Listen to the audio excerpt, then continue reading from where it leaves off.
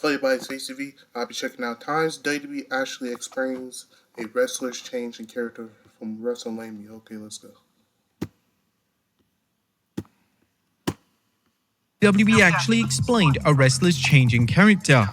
The Undertaker in 2020. The 2020 program with AJ Styles ended up being The Undertaker's final ever WWE feud, and the feud itself was tremendous, as for the first time in years, The Undertaker deviated away from his established Deadman persona. The Deadman would introduce fans to the Holy Trinity, which in essence was his new character, which was a mix between the Deadman, the American Badass, and the man behind the character, that being Mark Calloway.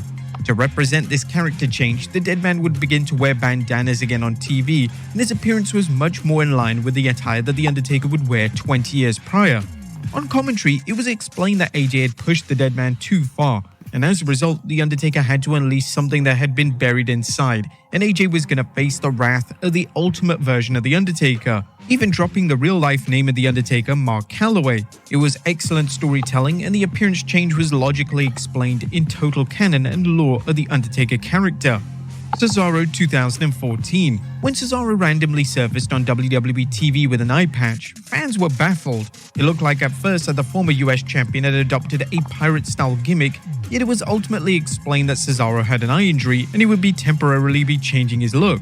This was addressed to fans on commentary as well as an official statement on WWE's website, which read, WWE.com has confirmed that Cesaro suffered an eye injury during his match with Kofi Kingston on Raw, thanks to what WWE physician Dr. Chris Amann described as a poke from Kingston's finger that rendered the eye red and swollen. We did some specialized testing and staining of the eye, which did show he had a scratch on the right side of his eye, which is called a sclera and not on the cornea, which is the clear part of the eye, said Amann. We're going to keep his eye patched for the next 24 to 48 hours, use some artificial tears and reevaluate him tomorrow prior to his match. Although the new appearance was brief and it only served the purpose of protecting Cesaro's eye, it gave him an incredibly unique look, and it made the Swiss Superman stand out. Chris Jericho in 2008. Upon returning to WWE in 2007, something was missing from Chris Jericho's presentation. Whilst Jericho was still over and he was still performing at a high level, his catchphrases and his gimmick just wasn't landing fully with the 2007 audience. Therefore, following WrestleMania 24, WWE and Jericho put plans in motion that would see him turn into a heel and completely evolve his persona. Jericho was inspired by the Anton Chigurh character in 2007's hit movie No Country for Old Men, and also former NWA World Champion Nick Bockwinkel. When Jericho turned heel on Shawn Michaels and embarked in a Feud of the Year contender with HBK, Jericho shed the skin of his former character and he started to wear stylish suits. It was explained that Jericho was distancing himself from everything that came before, and Jericho wearing a suit was his signal to the audience that this was the new version of him. This version of Jericho led to arguably his greatest WWE run, as he would win the world title on numerous occasions and everything he did seemed to click into place.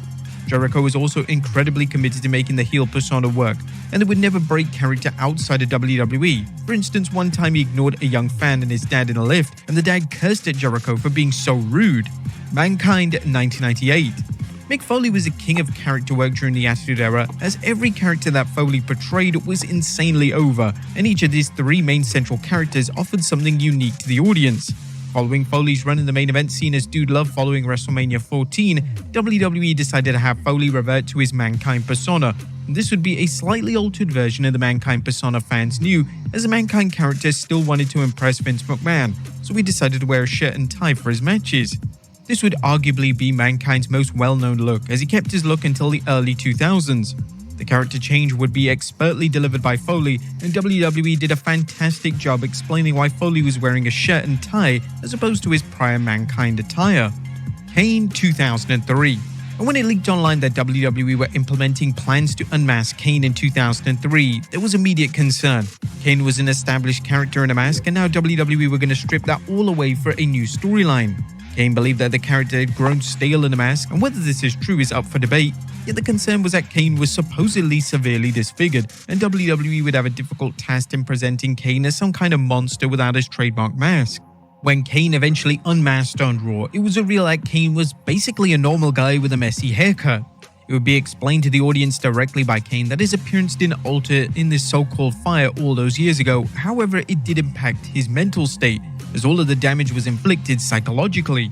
This was an ingenious way of covering up the plot hole, and it was a smart way for WWE to explain why Kane looked so normal to the audience. Kane would begin to wear the mask again years later, and WWE never attempted to outright state or even imply that Kane had magically been burnt again. The burns and damages was very much presented as being part of Kane's psychosis, as opposed to anything physical. John Cena 2018. Now, it came as a huge surprise when John Cena resurfaced on WWE TV in 2018 with longer hair. Cena looked completely different and he looked considerably older. Some fans would even state that Cena was delivering his best JBL cosplay, as he looked almost identical to his former WWE rival. Cena had grown his hair out to film a new movie, and this was explained directly to the audience, and Cena also discussed it in depth during numerous media interviews. Paul Bearer 1997. Paul Bearer is one of the most legendary managers of all time, and his work, particularly during the late 90s, was superb, as Bearer was given more reign to deliver character and promo work, and Bearer knocked this out of the park. During his early years in the company, Bearer had a notorious look. He would dye his hair black and he would use white makeup on his face to give it a spooky and intimidating look. But this would all change in 1997 when The Undertaker set Bearer's face ablaze with a fireball. Due to this fireball, it was explained on screen that Bearer needed to have facial reconstruction surgery, and once the wound had healed, Bearer completely changed his look. Bearer now looked like his ordinary self, and this was clearly done to modernize the Bearer persona, as it was possible that some within WWE believed that the prior Bearer character was too cartoonish for an Attitude Era audience. He did end up bringing the iconic look back a few times over the years, and this was likely due to the cash-in on nostalgia of Bearer and The Undertaker double act. The Undertaker 2012. In the lead up to The Undertaker vs Triple H inside a Hell in a Cell at WrestleMania 28, it was revealed that The Undertaker was completely broken following the WrestleMania 27 match the year prior.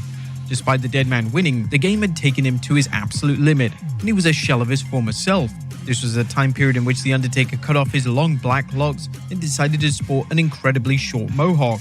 When The Undertaker revealed his new look inside a Hell in a Cell, it received an audible reaction from the crowd, as Taker looked completely different, and viewers watching at the time were waiting to see if WWE offered a kayfabe explanation for the new look. The legendary Jim Ross on commentary did a great job in selling the dead man's new look, as he asked out loud, "What has happened to The Undertaker?" However, in terms of the kayfabe explanation, this responsibility awkwardly fell to Jerry the King Lawler, who did an okay job with the lines fed to him. Lawler would say that he just heard the reason for The Undertaker's new look, which was an odd line, as it was never made clear who had given Lawler this top secret information. Nevertheless, Lawler explained that The Undertaker had been cutting off his hair on a daily basis until the game accepted the WrestleMania matchup. Whilst this was appreciated that WWE attempted to offer at least an explanation for the new appearance for the dead man, this explanation was lackluster at best. In the kayfabe world of WWE, why would The Undertaker cutting off his hair on a daily basis make Triple H accept a match? It was a bizarre explanation that didn't enhance the story of the match or the lore of The Undertaker. A smarter explanation would have been for the WWE to state that the dead man went through a physical and mental transformation heading into the match, and that Taker wanted to switch things up. This new haircut was one of the changes the dead man made. But there you have it, folks. Times WWE.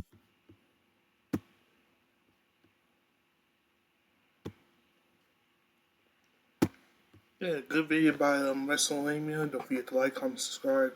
I'll see y'all next video. Peace.